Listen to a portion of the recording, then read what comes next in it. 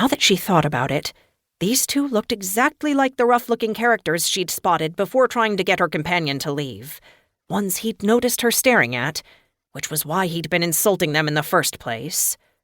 Oaf, she thought, but couldn't help feeling flattered that he'd thought enough of her to take offense at them staring, even if they'd been staring at him. She studied them surreptitiously while her companion paced a little to one side, smirking as he made a show of inspecting the man with the blade. Granted, it was a short sword and not the dagger a cut-purse usually carried, but in a city full of mercenaries, it wasn't a surprise. Her companion didn't seem to be paying the kind of attention he needed to the threat before him. Kaylin moved with him as he paced, prepared to intervene when she saw the man confronting them hadn't dropped his guard. Instead, he flicked the blade up, angling toward her companion as he halted. Now, just because the blade you were born from wasn't anything to write home about, her companion taunted. How would you know? The swordsman snarled. Well, take a look at yourself, Kaylin's companion teased. If your ancestral blade had any length to it, you wouldn't look the way you do now, would you? Kaylin thought fast. She couldn't exactly use a spell to turn their minds to jelly, or call her drakeling to blast them with magically enhanced fire. Doing either would draw attention, and right now, attention was the last thing either of them needed.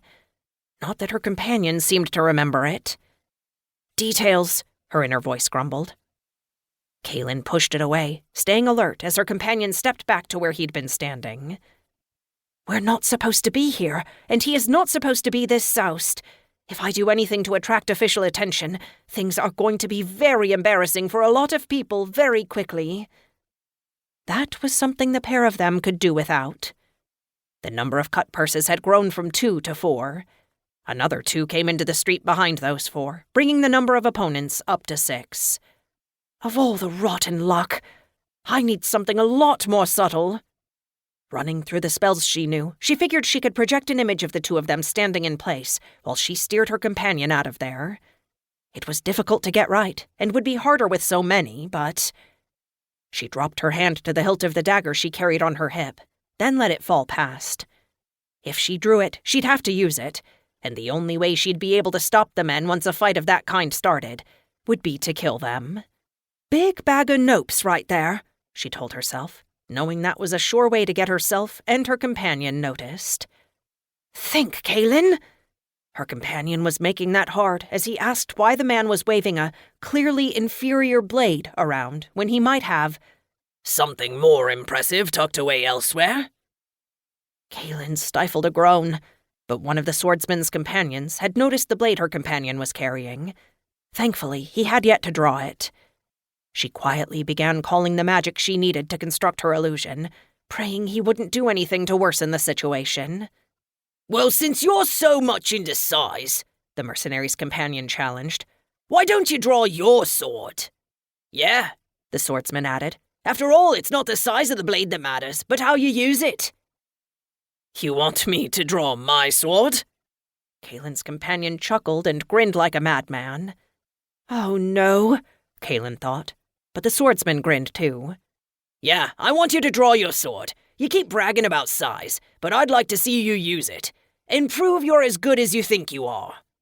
You're on, Kaylin's companion exclaimed, and before she could stop him, he unbuckled his belt, flicked his fastenings free, and reached into his trousers. Behold, he cried, pulling out his other sword for inspection. The royal armament. Kaylin gaped, but not because the armament he held so firmly wasn't impressive. It was, by human standards, but it wasn't stare-worthy. She'd seen trolls and ogres in all their natural glory. What her companion was waving couldn't compete with either, but... She gaped because she couldn't believe he'd done it. That wasn't how he was supposed to behave. It completely threw her ability to focus. The magic she'd been drawing to leave images of them standing in place while they left fled. So, her companion challenged, waving himself at the nearest thief. What say you? Can you match it? He leaned drunkenly toward the man, snickering suggestively. Do you think you can wield yours half as well as I can wield mine? Kaylin caught the disbelief on the mercenary's face and how his hand tightened on his sword hilt.